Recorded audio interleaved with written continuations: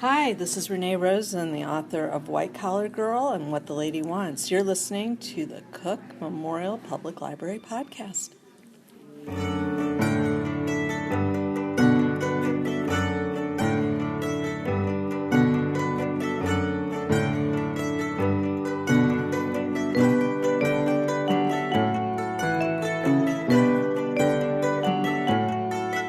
Hello and welcome to the Cook Memorial Public Library podcast, where we invite you to spend a few minutes with the staff at Cook Library.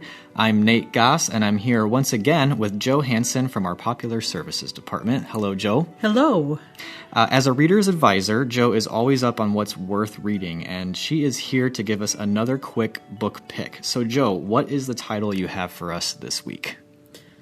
Well, the book I want to recommend is called Everybody's Fool by Richard Russo, who's one of my favorite authors. Pulitzer Prize winner, right? Yes, he won the Pulitzer Prize for Empire Falls, but my favorite book, which I think is almost better than Empire Falls, is one that came out in 1993 called Nobody's Fool. And with Everybody's Fool, this newest book, it's a sequel to Nobody's Fool, where he revisits the characters that we first met 10 years later.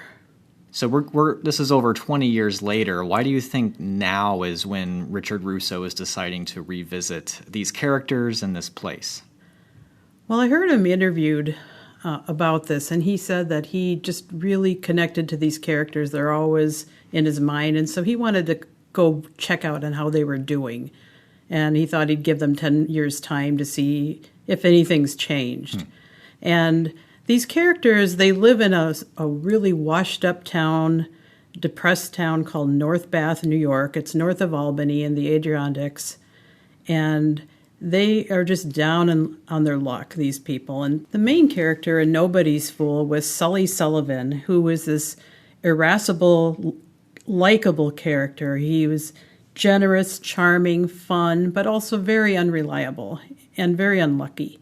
People might remember Sully Sullivan, played by Paul Newman, because Nobody's Fool was made into a movie and starring just a great cast of characters with Paul Newman as Sully, and Raymer, who was a beat cop, was played by Philip Seymour Hoffman, and these two were arch enemies.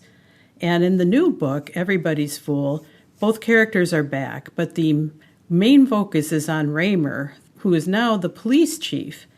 And Raymer was the Philip Seymour Hoffman character in the movie? Okay. Yes. And Raymer somehow has been elected police chief. He doesn't know why, because he feels very incompetent. And he really does feel like everybody's fool. People make fun of him. When he was running for police chief, he gave out campaign cards that said, "We're not happy until you're not happy." It was a typo, but he couldn't live that down. But still, the town elected him as their sheriff, or police chief, I guess it would be. But Sully is still in the storyline. He is 10 years older, and he's not so cocky anymore. He has a heart problem, and he's almost 70 years old, and he's feeling his age.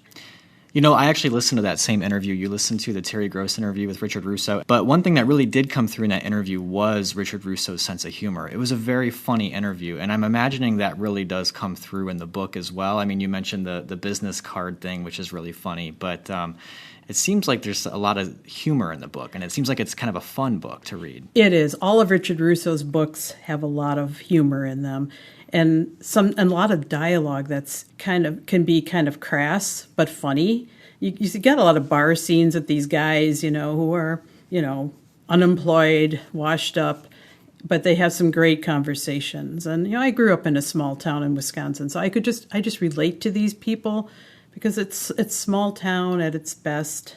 Feels very true and honest to very that. True. Yeah. And Russo had also said in interviews that Sully is so much like his father, who was very charming and likable, but also very flawed and unreliable. And I thought that was interesting. There's always a character like that in these books.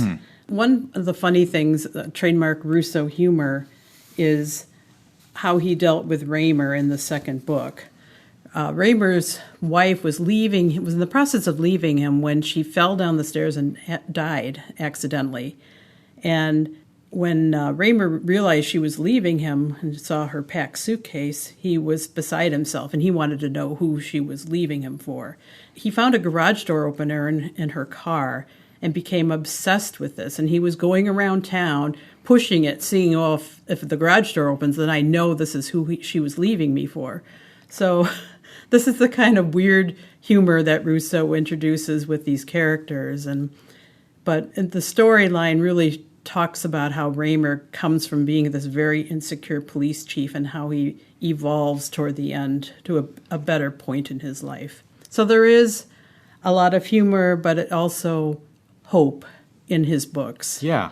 I'm actually looking at the cover of Everybody's Fool right now, and I'm noticing that there's a dog on the cover peeking out of a car window. And is there significance to that, or what do you think does that have to do with anything in the book, or is it just some sort of metaphor for something? Or no, that Sully, being again this generous guy, found this stray dog and he adopted him, and he named him after his best friend Rub, who is this stuttering, not very smart man. And so it gets kind of confusing because he'll be talking to Rub the dog, and then Rub the friend will talk and say, "What?" And he says, "No, I'm talking to the dog."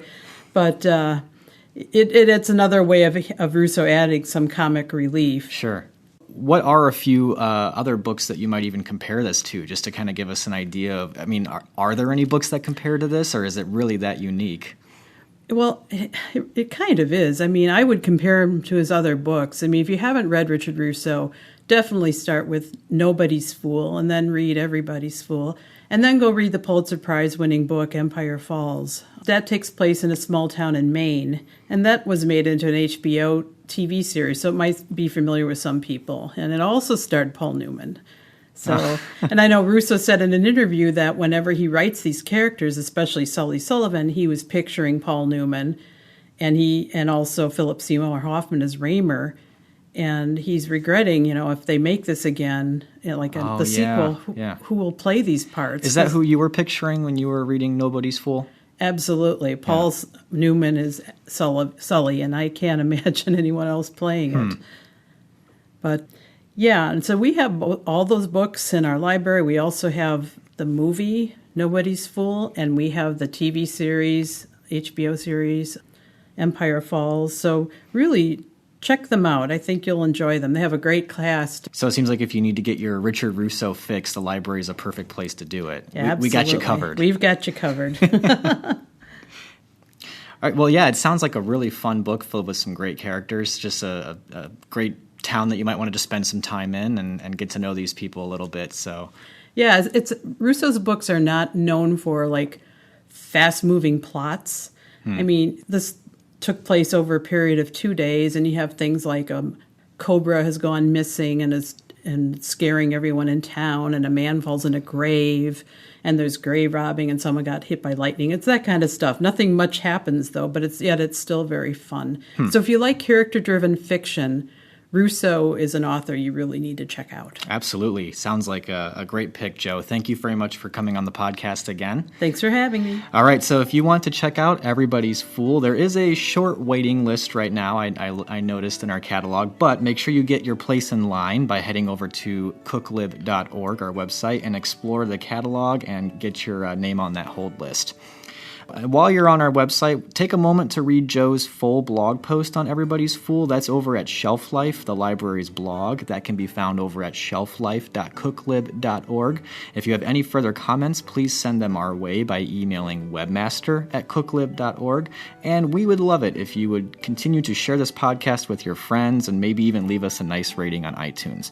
We will be back soon, but until then, keep reading, keep watching, and keep listening.